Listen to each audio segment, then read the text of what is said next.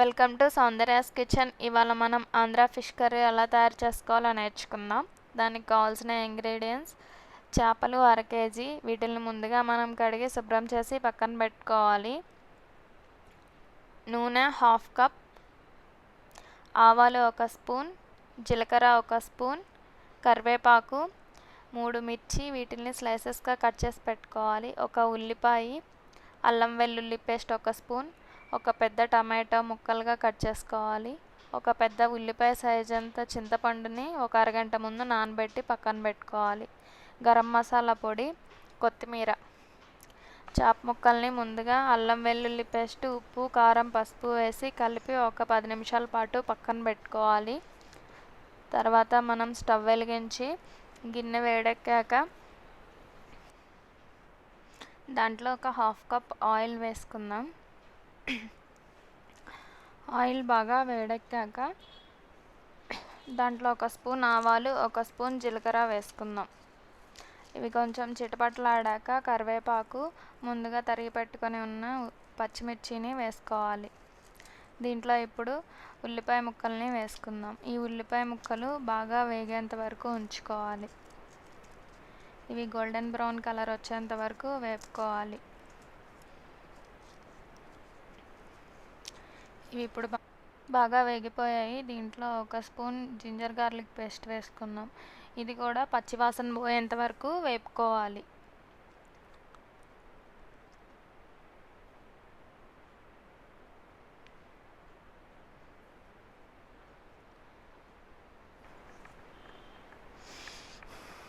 ఇది ఇప్పుడు బాగా వేగిపోయింది. ఇందులో మనం ముందుగా కట్ చేసి పెట్టుకొని ఉన్న టమాటా ముక్కల్ని వేసుకుందాం.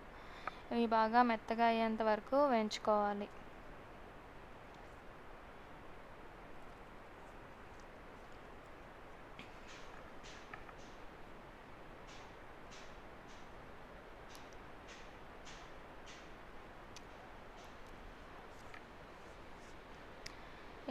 ఒక 2 నిమిషాలు ఆగాక దాంట్లో 1 స్పూన్ కారం,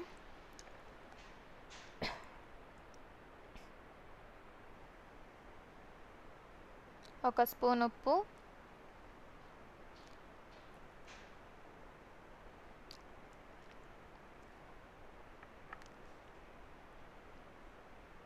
చిటికెడు పసుపు వేసి బాగా కలిసేలాగా కలబెట్టుకోవాలి. ఇవన్నీ వేసాక ఒక 5 నిమిషాల పాటు వాటిని అలాగే ఉంచితే అవి బాగా మెత్తగా అయిపోతాయి. చేపల కూరలోకి ఉప్పు, కారము ఎక్కువగానే పడుతుంది.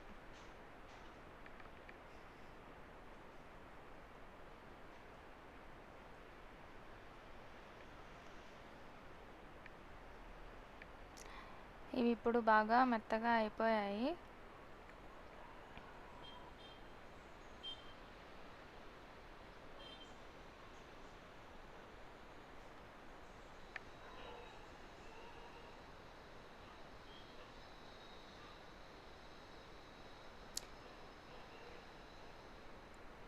ఇప్పుడు వీటిలో మనం ముందుగా కలిపి పెట్టుకొని ఉన్న చేప ముక్కల్ని వేసుకుందాం.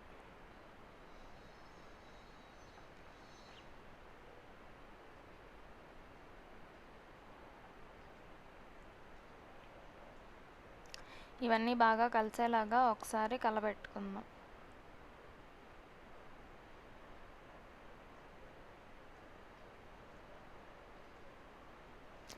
ఇది ఒక 2 నిమిషాల పాటు అలాగే ఉంచి దీంట్లో ముందుగా తయారు చేసి పెట్టుకొని ఉన్న చింతపండు రసాన్ని పోసుకుందాం.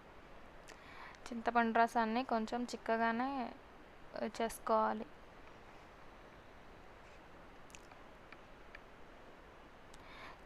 ఈ చింతపండు రసం కొంచెం పుల్లగా ఉన్నట్టయితే ఇంకొంచెం వాటర్ వేసుకోండి. దీన్ని ఇప్పుడు మనం బాగా తిప్పుతూ కలబెట్టుకోవాలి.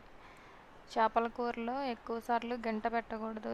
ముక్కలు వేసాక గంట పెడితే ముక్కలు పాడైపోతాయి.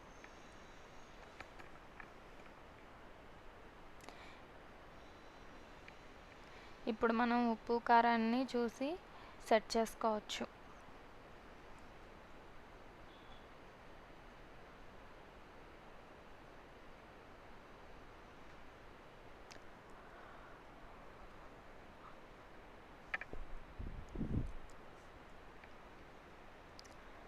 ఇలాగా దాన్ని ఒక మీడియం ఫ్లేమ్లో పెట్టి ఒక 20 నిమిషాల పాటు బాగా ఉడికించుకోవాలి.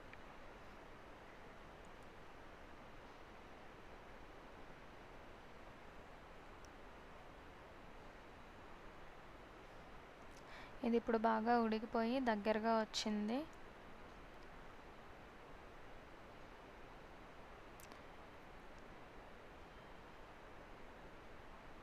దీంట్లో ఇప్పుడు ఒక స్పూన్ గరం మసాలా పొడి వేసుకుందాం.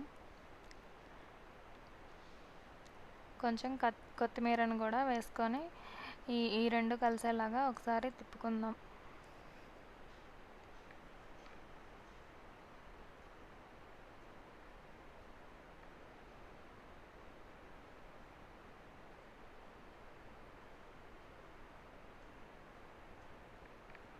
దీంట్లో ఒక స్పూన్ వెన్నపూస వేసి స్టవ్ ఆఫ్ చేసి మూత పెట్టేసుకుందాం.